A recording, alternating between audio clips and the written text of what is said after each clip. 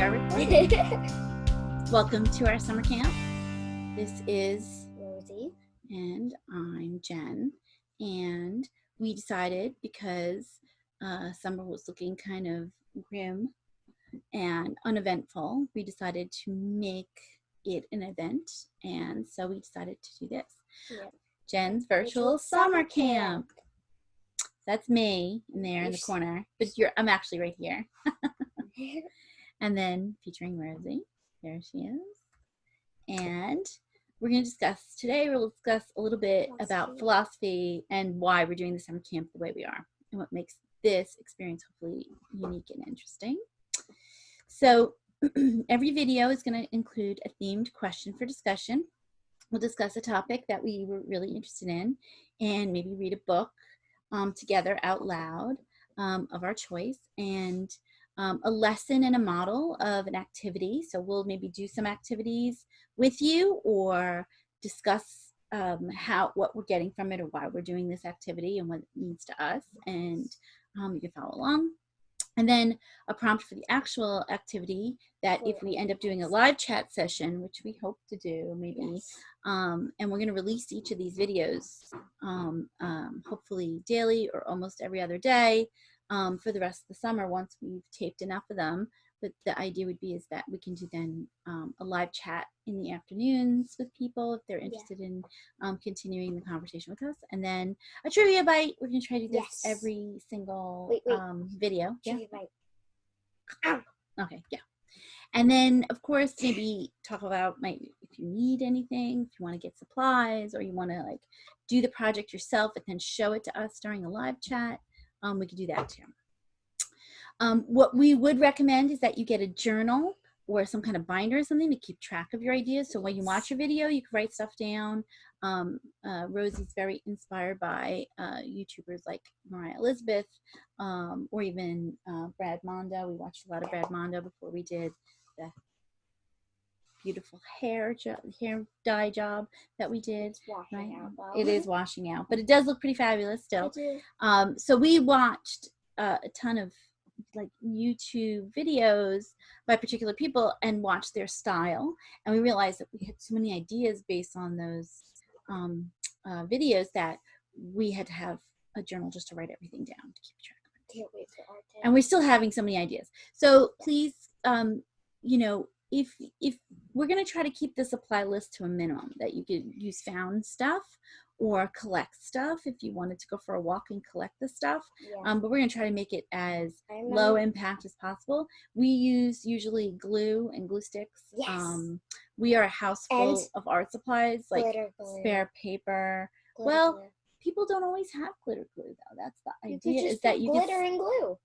Well, yeah, but right now people aren't going shopping. So the idea would be is that you can use what you have instead of going out or ordering supplies from Amazon or something, which we don't want to promote. We want people to like take what they have and make something out of what they have, and make something that they're like, oh, that was a nice distraction from a long summer, right? So and thinking about maybe how this will help you think about school, if you're going back to school in September. I know. Well, who knows? I'm gonna leave it as I'm going for notebooks and binders. We have so many of those supplies unused. I don't care. In the house. I like getting new ones. I know. You know what I like the most is when you get a new notebook and you crack it open, you can smell it. It smells like a new notebook. Reminds me of when I was a kid. All right, so, and the last little bit here. Make sure that you put aside, if you do want to follow us, a little time for creativity. So sometimes that's the most difficult thing to do when you're doing something like this, is that you have a little bit of time aside to do this activity. Because I think sometimes when we have an unstructured day and we don't have a lot planned, to be creative. What we're finding, and we always joke about this, is that I am never bored. I'm always like doing projects or reading something or figuring out something or taking in information, processing information, drawing, doodling even. Unfortunately, I do. But in this house, the rest of my cohabitants, the rest of the people that live here, seem to fight boredom like on a regular. So in fighting boredom, we're offering this home camp, right? The fight against being bored, because it's going to be a long summer and the beaches may be open and then it may close, and then you can go to a restaurant, but then you can't go to a restaurant. So this is a way to keep maybe a little bit of good spirits and a little bit of brain activity going. So I hope this will be helpful in that way. This isn't working. All right. So, oh, yeah, my keyboard's not responding. Okay. So every week's going to be 5 theme days. We have, the first one is philosophy. We're going to do a little philosophy for you, right? And then questions that philosophers ask. What does it mean? What do I think about these things? It's usually very abstract when we talk about philosophy things. And then philosophy for children is an actual program that people get involved in. Okay, there you go. Bless you. Thank you. So philosophy is something that I had done. I have my PhD in philosophy, and I had gone to Rosie's school and done it with her class and done it with other classes where we talk about picture book philosophy, where we get philosophical discussions out of everyday, really lovely picture books. And we might even do some of that as one of our, or a few of our activities anyway. So we're also going to do a day of art. Both Rosie and I, yeah, we are like total art people. We are omnivores when it comes to art. We love beautiful things in nature. We love painting and drawing and designing and all of that. So when it comes to art, we ask questions like, what can we make? And how can I be more creative? I think that's also the fun challenge of being an artist, and then maybe finding people are doing things from videos is, I think we had discussed not just making slime, because I think there's so many slime videos, or not just, you know, redesigning Barbies, although we might end up doing something like that. Oh, yeah. But doing something that's like really, oh, you can do that. And we've been doing that on our own, but now we figure let's videotape these things that we're doing so that other people can do it with us. One of them was when we started to go into quarantine, we collected stones. And then we also collected one railroad nail. Yeah, we found a railroad nail, which was really cool. And then we painted them with rainbows and positive messages. And then we also found out that other did a design of pattern. And then we found out that other people were doing it too, right? Yeah. And then we have Nature Day. Nature is going to be our love and appreciation of the natural world. I had done an art project where Rosie and I found a big branch. I picked her up from school, and it was this big, beautiful branch. Oh my gosh, we loved this branch. Yeah. And it was on somebody's lawn, and so she just picked it up, and she had it in her hand, but it was like really big, and we crossed the street with it, and everybody was just staring at us. And I'm like this branch is speaking to me. This and now branch it's in our dining room. Yeah, because I also did this lovely like technique, and that might be actually one of our days where we do a branch day, where we actually we should do the technique that I did on the branch. It was so fun for me, but it created something that we have now in our living room. We look at every day. It gives us a little peace and a little joy. It's hard. It's fragile. That's why we think nature is important, because also Rosie is a vegetarian and environmentalist, and really I gave up straws when I was 7. Very, very strongly about it. So we want to make sure that we really take time, a whole day out in our schedule, to just discuss nature. Yes. So what do I love, and then how do I relate it into the everyday world? Of course, we have a whole fun section. The fun day is silly. Like, we want silly and whimsical and like stuff that you're like, you know, what are you doing? And again, this might be our chance to make things like slime, like completely without a goal, without a point. And sometimes fun is just fun. Sometimes we learn the best stuff when we're having fun and we're not doing something with a plan, right? So hopefully this will be exactly what we hope it'd be, and just be fun to be fun, right? So again, what do you do when you're fighting boredom? How to turn things that are the most boring into the most fun. And can everything be fun? I think yes. Mommy says yes. I think everything can be fun. The problem is, how do you make something that's not fun without making fun, right? Without being mean or like turning it into something like kind of awful. You still have grown-ups in your life who are going to be like, why are you doing that? And maybe you shouldn't. So we'll also talk about that. We'll talk about, boundaries too. Boundaries. Like safety. Like when you're little kids, some little kids, they draw on the walls. Yeah. We're not going to encourage that kind of fun. We're not encouraging vandalism. Yeah, but sometimes they draw on the walls and the parents are like, oh my goodness. So how to play even when I'm bored. I think that too can be really important. Okay, so and then we have games. So we moved over a little bit on board games. You like board games. Okay, good. So what we're going to try to do for the last day in the camp week is to try to come up with games that may or may not have to do with the week's activities, but turning things into where you can then have fun with others and maybe structure rules. Rosie loves like making rules and telling other people the rules. I don't know about. I created a whole new lava monster. Yes. And, that's where we can do stuff like that too.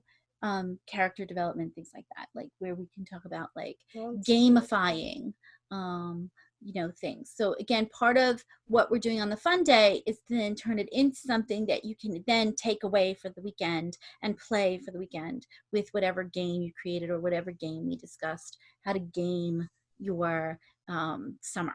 Yeah. When I was 6, I created a board game and then I lost it in like 6 days. You lost the game? Yeah, I don't remember. Oh, okay. But you remember doing the game. Yeah. You remember making the game. And I remember putting it away. Okay. That's good. And I think that's too. You don't have to have memories of exactly what you did, but the experience still brings happy memories. And hopefully that will be what we take away from the summer of 2020.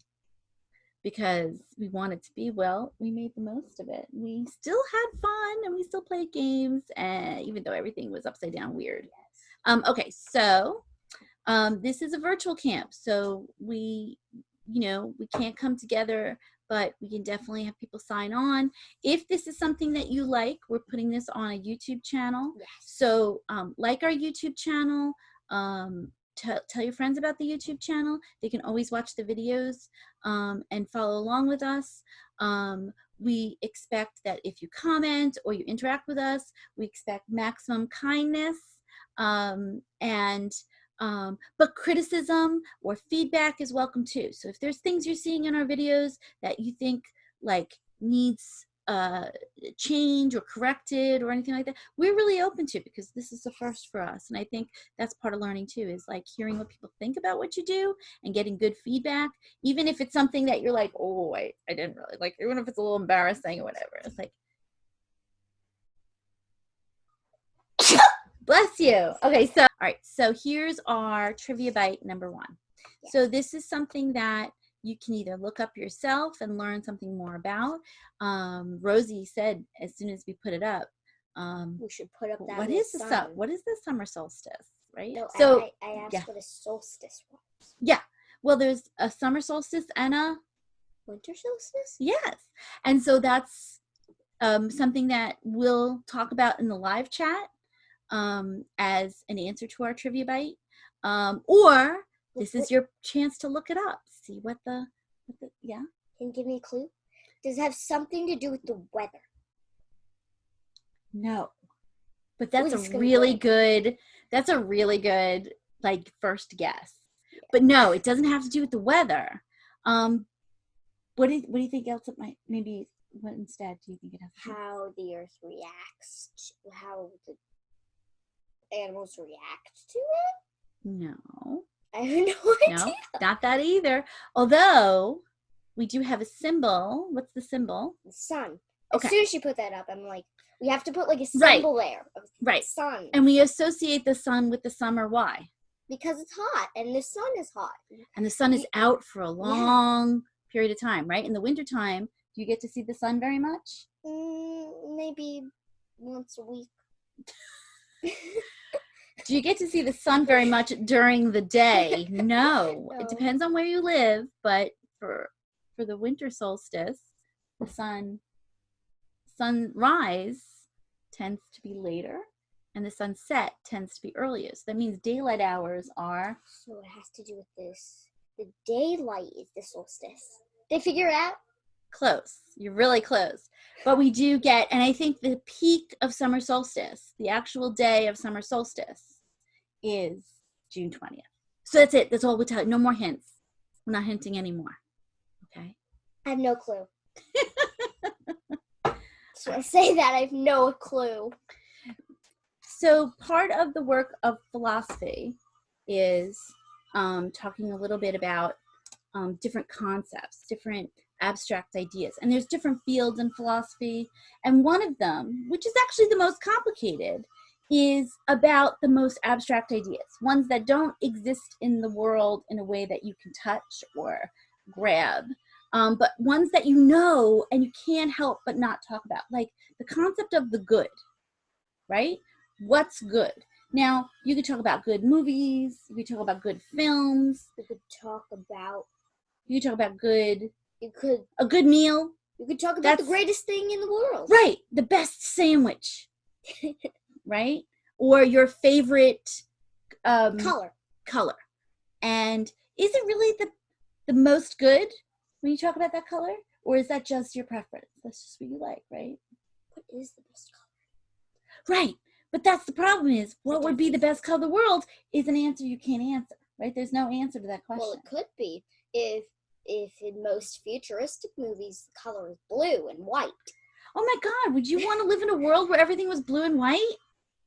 No. So there's something really important about thinking that the good, or what's best, is a singular thing. But when you look at the world, what's good and what's best is never one thing. It's lots of things. And sometimes there's a lot of good debate about what those things are, right? Yes. Good debate, not bad debate. Not like when your sibling yells at you and says, mine's better than yours, or whatever, right? So philosophers talk about that dilemma. What happens when you want to talk about the good or the best, and yet nothing seems to meet or fulfill that concept? It's almost like it's a concept, but it's absent of any content. It's got nothing in it. It's like nothing's really the best. Yeah. But how can we not live without the best? Like, we have to have the best. Without your favorite thing, like, you probably wouldn't be. Without favorite things, you would just be high. So you would be unfeelingless. Right. But that's what we just said about the colors, right? The colors, if the whole world were just filled with only your favorite color, it might not be a world for everybody. Yeah. It might actually be quite oppressive to those of us who maybe think, I like another color. What do you always say? What do I always say when you ask me my favorite color? What's my answer? All of them. I know. I can't help it. I think it's blue. I think it's blue inside of you. Blue or black. Wouldn't that be terrible if my favorite color was black?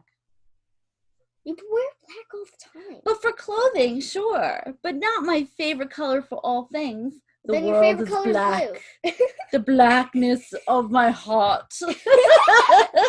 So colors are really great metaphors too, Yes. right? For abstract things. When you think about things, There's colorful people. Colorful people. What does that mean when somebody's colorful? It means they're full of personality, Yes. right? They're full of personality. So we want the world to be full of many things, even though when it comes to what's good versus what's not that good, we always think of it as trying to be one thing. And so philosophers think, oh, that's really a tough one. They call that the problem of the one and the many. The one and the many. That sometimes something that's a really great idea, like the perfect, right? Perfection, a perfect circle, is one thing. A perfect circle is one thing. But when you look at the world and all the circles in the world, they are definitely not perfect. Yeah. Even the ones that look really perfect. We Like have a rock, like a really small we have rock. a beautiful microphone but that is, it almost looks like a perfect circle, right? The top of my drink, Yeah. the bottom of my drink. But the world is not filled with perfection at all. Well, actually, I should say it's Rosie's first book choice was this book that we just love because it's like, look at how aesthetically delightful it is. Wait, we bought it at the library book sale, so we got it for very small. It has zero of pretty much everything. Zero fat, zero saturated, whatever, zero cholesterol, zero sodium, zero everything. And then sugar, 100%. So the cereal book is actually a book that looks like a cereal box, which just tickles the fancy. It just makes us laugh. And I so bookmarked my favorite page. And so what, as a philosopher, as our first introduction to philosophy, is literally anything can be turned into a philosophical discussion, which makes life less boring. So here we have the cereal book, and of course, what cereal is that? Cheerios. Wait, no, that's not Cheerios. Fruit Loops. Right? So people assume that Cheerios are boring. Yeah.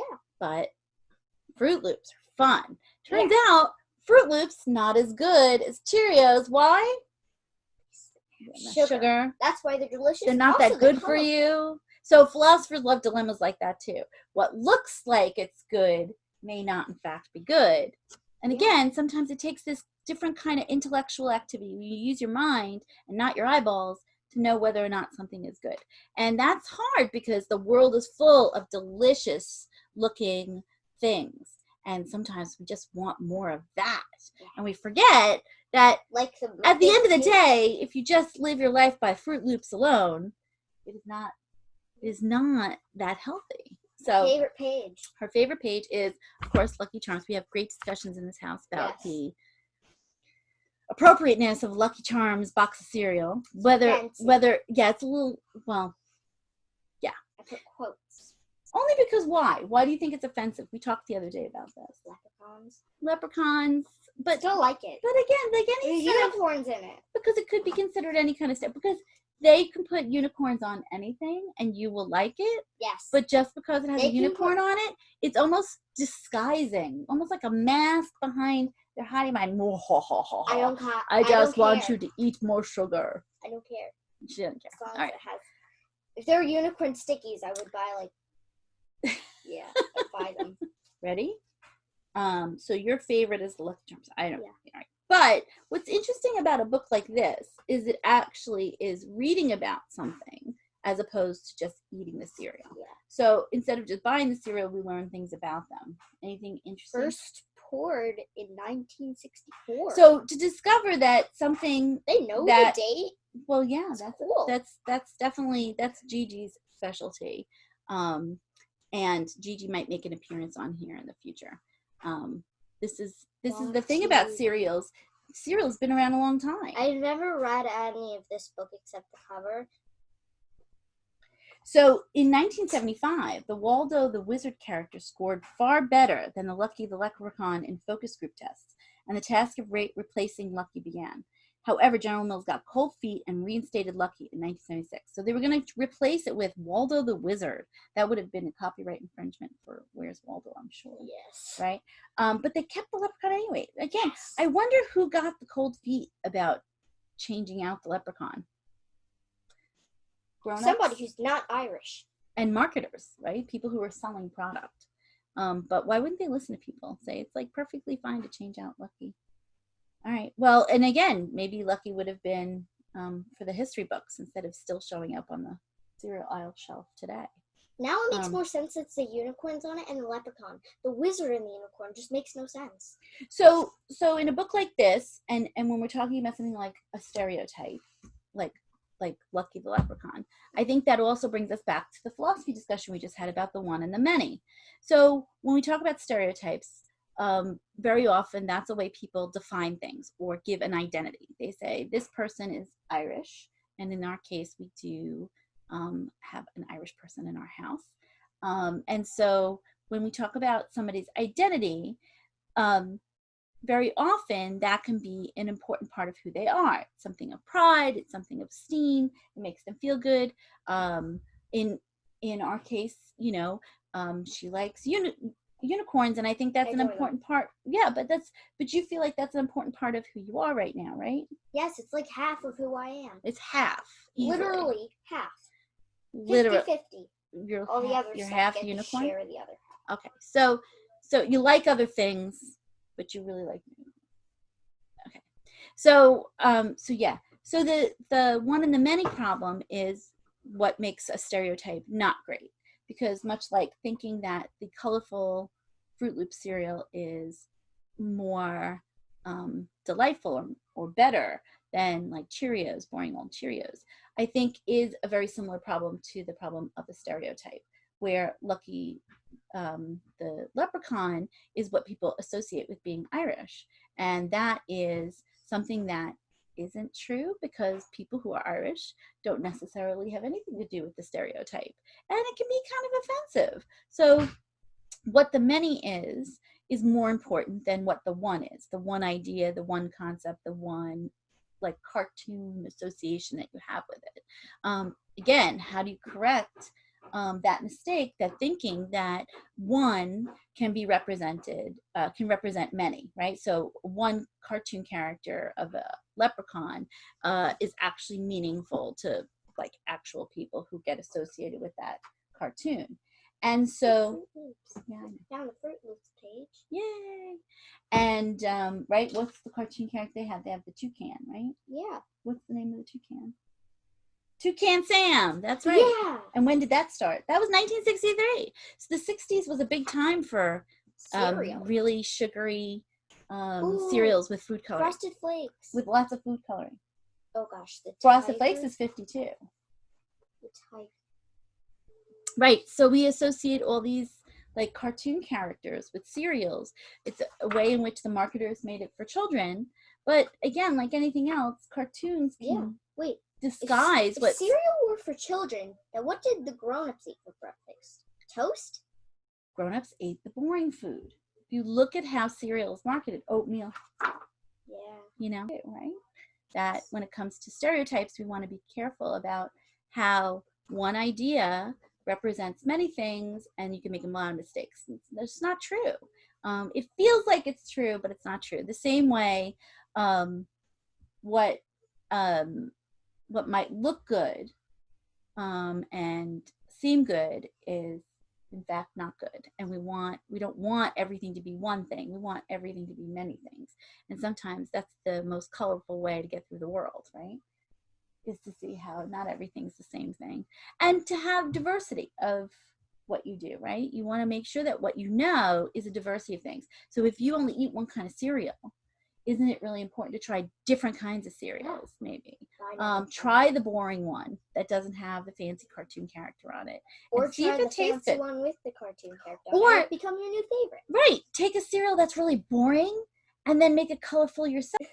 But by adding the color yourself, by adding berries and nuts and things that you love to eat to, say, a boring cereal, what you're doing is actually still making it healthy and still trying new things, but not getting stuck in the trap of thinking that this one thing that you like is good enough, right? Yeah, like my Weetabix, I put bananas in it. It's good. Rosie eats Weetabix, and Weetabix, if you know what that is a very, for me, I could never eat Weetabix. Do I eat Weetabix? I've never seen it in my life. Weetabix is so yucky. No, it's delicious. It smells like cardboard. No, it's delicious. Cardboard. But I will have eggs for breakfast in the morning, a hard-boiled egg, and I think that is delicious. I hate eggs. Tastes I know. disgusting. So this is also what's really important about talking about what's good. Is sometimes what's good to one person is not good to another person, and you can't make it good for another person if they don't think it's good. So that would, you know what we call that? What? Taste. That's one's taste. Yes. And you're allowed to have a taste that's different than others. Yeah. And you're allowed to have tastes that are part of who you are. Like, this is how I am and this is what I love. Like, I wear all black, but it doesn't mean I love black that much. It just means I like to wear black. I'm not wearing black today. Yes. I'm wearing flannels today. No, you're wearing black pants. Nobody knows that. I thought that's the whole idea of a virtual camp. You just have to see what I want over here, right from the head up. I could be wearing a t-shirt. I could be wearing a dress. I'm wearing a dress. She's wearing a dress. Oh, we didn't sign off. Oh, right. All right, so we're gonna sign off. Goodbye. And we're gonna try to pick up where we left off tomorrow. Wait, I wanted to add something. I forgot to add it. Me and my sister have very different taste. Yes. She likes ketchup. I hate ketchup. I like tzatziki. She hates tzatziki. Sometimes just making a list of things you like and don't like can be a really important starting point to say, what kind of stuff do I like that I would want to convince somebody to try?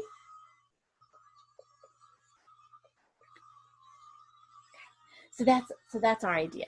Our idea is make a list of the things that are your taste, that represent your tastes, whether it be clothing or music or food, and just make a list of all the things that you really feel very strongly about, you really, really like, and you think are good. Now, 2 tasks. 1, how would you convince somebody who doesn't like what you like that this is a good thing, it's the best ever? For Rosie, that would be unicorns. Everything unicorn. Never debated me out of it. She's had many discussions with her friends about even the existence of unicorns. Some of her friends have challenged her on this, and she has gone to the mat for the unicorn. So on the other side, the other task that we'd like to try with you is, again, trying to convince them, but also having other people and asking them about their lists, and maybe being open to trying or being open to something that you didn't like or you didn't think you liked, and then trying that at some point. How to be open to the idea that more can be better, but more isn't always better. If you're talking food, there's no possible. It could be food, it could be clothes, it could be right. Yeah, it could be it could be anything. Music. Maybe somebody says you really have to listen to classical music. It's the best music ever. Maybe you have an older person in your life that just loves classical music. Maybe ask them what that music you listen to, can I listen to it? And then really sit down and be open to the idea that maybe what they like and what they find good might also be something you learn to like, and that you might also learn to think it's pretty good. Because those are things that philosophers can do, is they can open up a conversation, a dialogue, and so people don't get stuck too much in like it being one way and not the other. And maybe things are different than the way they thought in the first place. Bless you. Okay, so any last thoughts? That's our activity. We did our trivia bite, and so the next video is going to be art. So and yeah, we'll try to give you a list of things if we do end up using anything in terms of art supplies. We want to hear all about it. If we do our virtual chat, we'd love to hear about what you're thinking about. And again, this is a good time to get that bunch of papers, maybe staple together a little working journal if you don't really have a notebook or anything like that. Yeah. And maybe we can have a good chat about what we love, and being open to discussion about what other people love, and then testing out if we're open to new ideas and new tastes, new things. All right, so it's not food, I'm willing. Bye everybody. Bye. Take care, and we'll see you next time.